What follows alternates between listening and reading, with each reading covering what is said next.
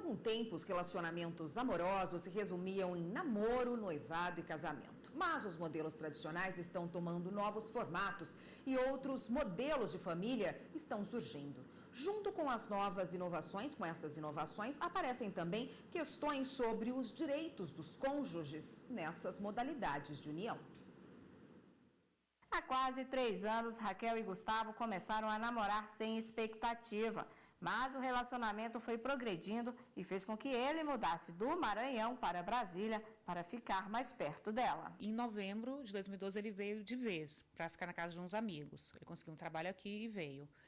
E aí em fevereiro de 2013 ele foi morar numa kitnet, morar só. Passava alguns dias na casa dele, comecei a deixar coisinhas. Então comecei primeiro com uma escova de dente, com um pijama, umas camisetas, umas roupas para sair. E aí, depois que eu vi, eu já ganhei uma gaveta, ganhei um espaço no banheiro. Os modelos tradicionais de relacionamentos estão ficando no passado. Ficantes, namoro despretensioso ou mais sério, morando juntos sem intenção de oficializar a situação ou ter filhos. A forma como a família começou não importa. Vilmar e Maria querem mesmo é ficar juntos. Eles namoraram por 2 anos antes de dividirem o mesmo teto. O próximo passo agora é legalizar a união. A oficialização tem aquele custo, né? Aí se for casamento em igreja é um custo maior ainda. Então a gente está juntando, né, o dinheiro. A gente namora há 2 anos e meio, estamos juntos há 4 anos e a gente pretende oficializar o mais breve possível. Tatiana e Leandro foram mais rápidos, foram morar juntos após 3 meses de namoro e agora já tem um bebê. Ele queria sair da casa dele, eu queria que sair da minha casa. Independente de estarmos casados no papel ou não, é a mesma coisa. Já somos uma família. Quem não tem a intenção de formalizar a situação amorosa, mas quer as garantias legais de um casamento, como incluir o cônjuge no plano de saúde, seguro de vida, herança, pode oficializar o relacionamento em um contrato de união estável, reconhecido pelo Código. Cada vez mais a Justiça vem decidindo os direitos de vários tipos de família, levando em consideração principalmente o vínculo afetivo entre as pessoas. Por isso, além de muita conversa e respeito entre o casal, o relacionamento deve estar bem definido no papel. Hoje na sociedade nós temos várias formatações familiares, né?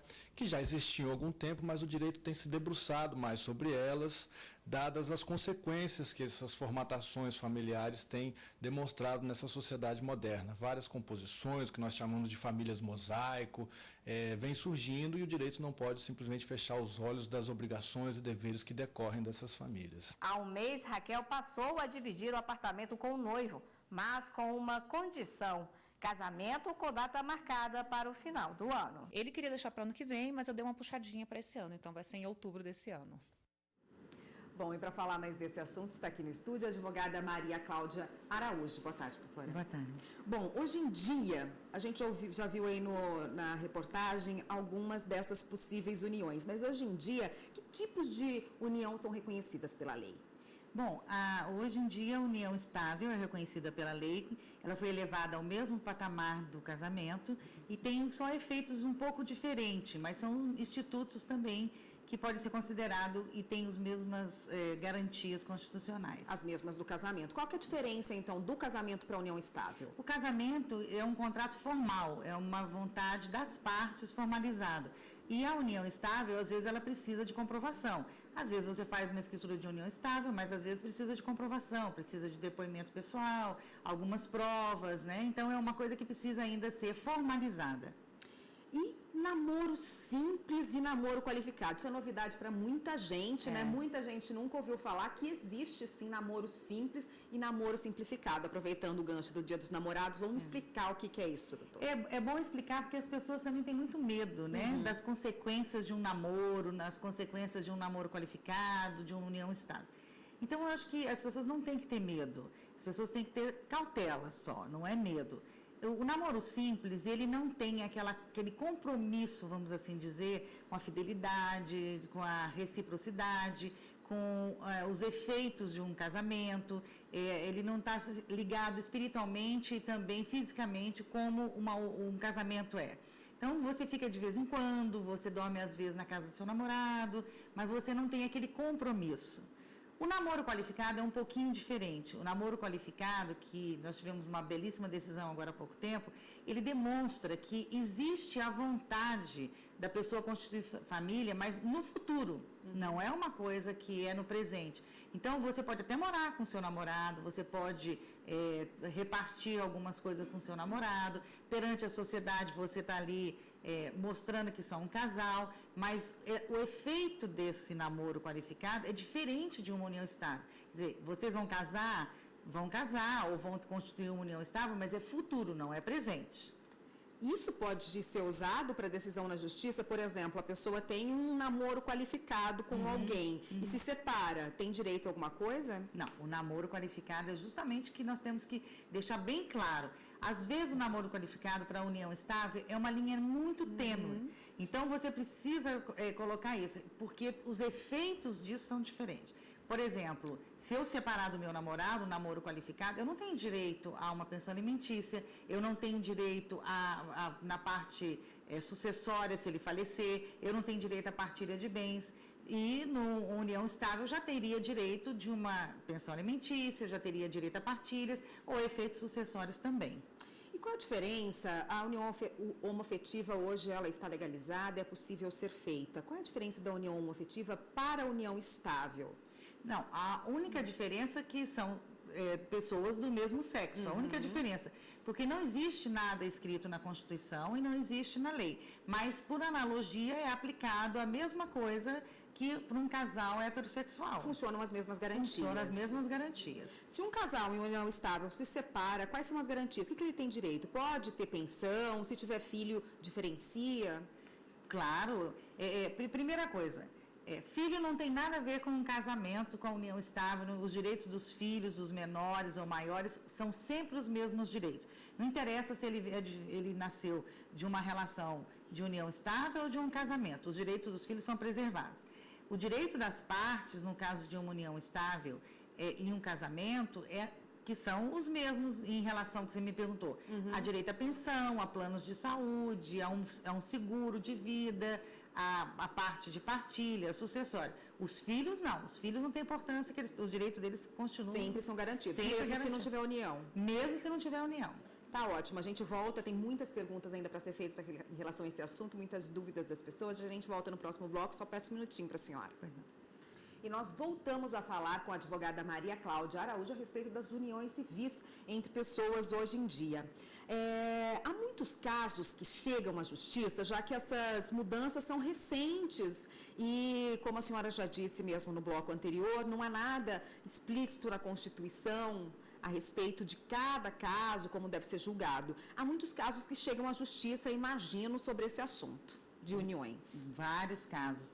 E apesar de não ter uma lei específica tratando e diferenciando cada tipo de união, cada tipo de relacionamento, de núcleo familiar, existe a jurisprudência. A jurisprudência, ela forma essa lei, ela forma as decisões. Então, é o clamor da sociedade que vem dizendo, olha, eu tenho um tipo de união X e eu quero saber como é que eu vou saber os meus direitos, como é que vai ser julgado. Então, isso depende do julgador, ele vai considerar um monte de coisa, ele vai considerar os aspectos, as provas que ele vai ter para ele poder proclamar uma sentença. Por exemplo, num caso de união estável, mesmo de namoro qualificado e namoro simples que a gente viu aí, do namoro qualificado, e um caso que chega à justiça. Nesses casos, há sempre necessidade de testemunhas, de se coletar um maior número de provas possível para que o juiz entenda ou aceite que era uma união estável ou que sim, era um namoro qualificado? E que tipo de provas são essas? Um relacionamento amoroso, um relacionamento qualquer que seja, às vezes ele não é tão público e notório. É uma coisa particular, uma coisa íntima. E o juiz não está sabendo o que está acontecendo. Ele só vai poder fazer um juízo de valores se você instruir o processo com o maior número de prova possível. Então, você junta fotografia, você junta documentos, você leva testemunhas, leva a oitiva de familiares. Então, quanto maior o número de prova, maior o juiz vai ter um convencimento de que tipo de relação que a pessoa está vivendo ou viveu. Não basta deixar alguma peça de roupa na casa da pessoa ou simplesmente comprar um bem junto para que isso seja considerado uma união estável, um namoro qualificado. De jeito nenhum. Porque existem até casos de união estável que as partes moram em casa diferente. Não precisa estar residindo na mesma casa, entendeu? Depende do ânimo da pessoa, depende se ela quer constituir família. E também não quer dizer que constituir família precisa ter filho. É uma coisa que você tem que estar ligado espiritualmente, materialmente, um comprometimento da parte. Então, é uma coisa muito difícil de você comprovar. Mas se você tem um maior número de testemunhas, maior número de documentos, maior número de fotos, é lógico que você vai ter uma sentença mais favorável. Com todas essas mudanças que estão existindo aí em relação aos relacionamentos, essas várias formas de existir numa relação, em que sentido a justiça tem caminhado para poder se atualizar e dar as decisões mais favoráveis que realmente reflitam esse novo momento da sociedade? Érica, a justiça ela está tentando acompanhar os tempos, a modernidade, os vários tipos de família, os vários tipos de relacionamento.